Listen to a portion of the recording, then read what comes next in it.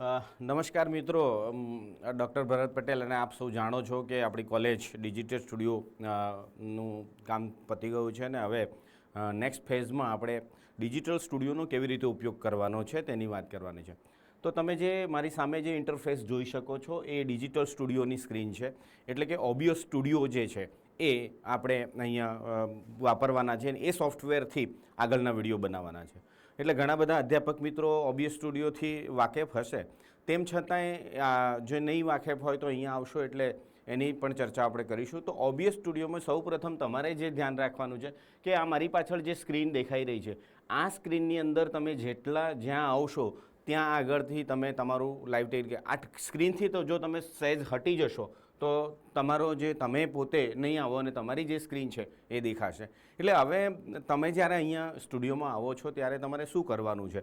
તો આપણે સિમ્પલ કામ કરવાનું છે કે જ્યારે ઓબીએસ સ્ટુડિયો ઓન કર્યો અને અહીંયા તમે જોઈ શકો છો કે અહીંયા સ્ટાર્ટ રેકોર્ડિંગ છે. અત્યારે આપણે રેકોર્ડિંગ શરૂ છે, એને સ્ટોપ કરીશું એટલે સેવ થઈ જશે.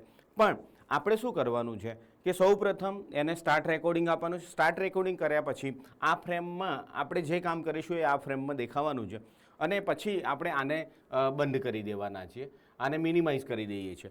હવે તમે જે પીપીટી લઈને આવશો અહીંયા આગળ, એ પીપીટી ઓલરેડી આપણે અહીંયા ઇન્સ્ટોલ કરી દઈશું, અહીંયા રાખીશું. એટલે ડેમો માટે મેં એક અહીંયા પીપીટી રાખી છે. જે તે દિવસે એના ફોન્ટ સપોર્ટ નહોતા કરતા એનું કારણ WPS ઓફિસમાં એ આપણે ફાઇલ ઓપન કરેલી, પણ આપણે હવે આમાં 16 નાખી દીધું છે એટલે એ સરસ રીતે ઓપન થશે. આપણે જોઈએ તો અહીંયા ગ્લોબલાઇઝેશન ઉપર એક મેં પીપીટી બનાવી છે, તો આપણે એને ઓપન કરી જોઈએ. હવે આ ગ્લોબલાઇઝેશનની પીપીટી છે એને આપણે અહીંયાથી ઓપન કરીએ છીએ અને તમે જોઈ શકો છો કે તમારી સામે જે પીપીટી છે, પાવર પોઈન્ટ પ્રેઝન્ટેશન છે એ ઓન થઈ રહ્યું છે. 1-2 મિનિટ એ લેશે. તમે જુઓ છો કે જે તે દિવસે ઓપનિંગ વખતે એના અક્ષરો હતા એ ફ્લક્ચ્યુએટ હતા, પણ એ આઈ થિંક WPS ઓફિસના કારણે હતા. હવે આમાં આપણે બીજું કશું કરવાનું નથી. જ્યારે તમારી પીપીટી આ રીતે થઈ જાય છે, બધા પીપીટી માટેના વિન્ડોઝ અને પાવર પોઈન્ટ પ્રેઝન્ટેશનથી તો તમે માહિતગાર જ છો.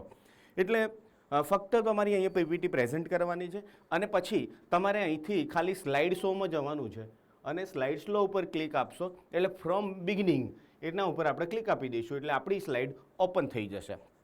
હવે બીજું આપણે જે બીજી ટીવીઓમાં ને શરૂઆતમાં બધાએ ભણાવ્યું છે ને એ રીતે ઉપયોગ પણ કર્યો છે, તો હમણાં શું કરવાનું છે? બસ આ પીપીટી તમારી શરૂ થઈ ગઈ. હા, હવે ધ્યાન કઈ બાબતનું રાખવાનું છે કે જે મેં પીપીટી બનાવી છે, જ્યાં હું અહીંયા ઊભો હોઈશ તો મારી પાછળની પીપીટી નહીં દેખાય. તો આપણે એવું કરીશું કે વન સાઈડ પીપીટી બનાવીશું, કે એક ગેપ છોડીશું કે જ્યાં આગળ તમે ઊભા રહેવાના છો. દાખલા તરીકે મારે પીપીટી અહીંયા છે તો મારે અહીંયા આગળ કશું નથી, તો કદાચ હું અહીંયા ઊભો રહું તો મારી પીપીટી તમે સળંગ રીતે જોઈ શકો. અને પછી તમારે વૈશ્વિકરણ ઉપર જે ઉદાહરણો આપવા હોય તમે એમાં વિડીયો એડ કરી શકો. તમે ધારો કે ભણાવતા તમને યુટ્યુબ વિડીયો પણ ત્યાં બતાવો છે તો તમે મિનિમાઇઝ કરી અને યુટ્યુબ વિડીયો પણ કરી શકો. હવે મારી પહેલી સ્લાઇડ તમે જોઈ શકો છો કે વૈશ્વિકરણ શું છે. એ વૈશ્વિકરણ વિશે મારે તમને બહુ સમજાવવાની જરૂર નથી, કેમ કે જ્યારે મારો ફાઇનલ વિડીયો બનશે ત્યારે હું વૈશ્વિકરણ ઉપર વિશેષ વાતો કરીશ અથવા મારા બીજા કોઈ ટોપિક ઉપર.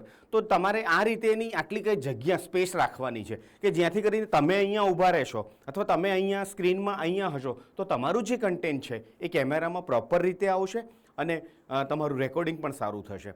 આમ કરતાં કરતાં તમારી બીજી સ્લાઇડ, એમ કરતાં કરતાં તમારી ત્રીજી સ્લાઇડ, આમ કરતાં કરતાં તમારું આખો જે 15 મિનિટનો કે અડધો કલાકનો કે જે વિડીયો રેકોર્ડ કરવો હશે તે તમે સારી રીતે રેકોર્ડ કરી શકશો. આટલું થયા પછી અહીંયા ટેકનિકલ આસિસ્ટન્ટ હું પણ હોઈશ અને દિગ્વિજયભાઈ પણ હશે.